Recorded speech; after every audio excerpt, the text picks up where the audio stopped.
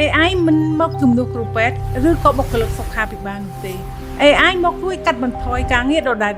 ដើម្បីឲ្យពួកគេមានពេលវេលាច្រើនជាងមុនសម្រាប់អ្នកជំងឺ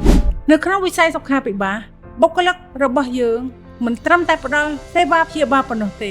ពួកគេក៏ត្រូវការរៀបចំឯកសាររបាយការណ៍សង្ខេបកិច្ចការប្រជុំរៀបចំកាលវិភាគនិងតាមដានការងារជាច្រើនទៀត AI ក្លាយជាជំនួយការដ៏មានប្រយោជន៍ក្នុងការងារទាំងអស់នេះ AI អាចជួយរៀបចំលិខិតនិងរបាយការណ៍សង្ខេបព័ត៌មានបង្កើតសម្ភារៈបណ្ដុះបណ្ដាលនិងរៀបចំ SOP ការវិភាគបុគ្គលិកនិងផែនការសកម្មភាព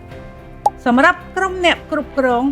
AI អាចជួយវិភាគទិន្នន័យប្រតិបត្តិការតាមដានស្តុករៀបចំថវិកាស្វែងរកបញ្ហានៅក្នុង workflow និងជួយត្រៀមព័ត៌មានសម្រាប់ការសម្រេចចិត្តសម្រាប់គ្រូពេទ្យនិងបុគ្គលិកសុខាភិបាល AI នឹងជួយរៀបចំព័ត៌មានសង្ខេបឯកសារនិងបង្កើតខ្លឹមសារអប់រំសុខភាពសម្រាប់អ្នកជំងឺប៉ុន្តែយើងត្រូវយល់ឲ្យបានច្បាស់ថា AI គឺជាឧបករណ៍ជំនួយមិនមែនជាអ្នកទទួលខុសត្រូវលើការព្យាបាលនោះទេ AI អាចផ្ដល់ព័ត៌មានខុសឬក៏មិនពេញលេញបានដូច្នេះរាល់ព័ត៌មានដែលបង្កើតឡើងដោយ AI ត្រូវមានព័ត៌មានត្រួតពិនិត្យដោយមនុស្សមុននឹងយកទៅប្រើប្រាស់ការធ្វើរោគវិនិច្ឆ័យ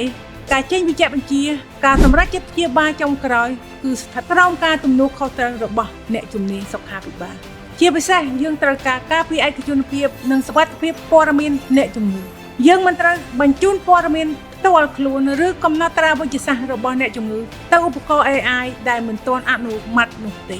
AI មិនអាចជំនួសបទពិសោធន៍ការទទួលខុសត្រូវការយកចិត្តទុកដាក់របស់មនុស្សបានទេប៉ុន្តែបុគ្គលិកសុខាភិបាលដែលចេះប្រើ AI ដោយមានទំនួលខុសត្រូវអាចធ្វើការឲ្យបានលឿនជាងមុននិងមានពេលវេលាច្រើនសម្រាប់ថែទាំអ្នកជំងឺ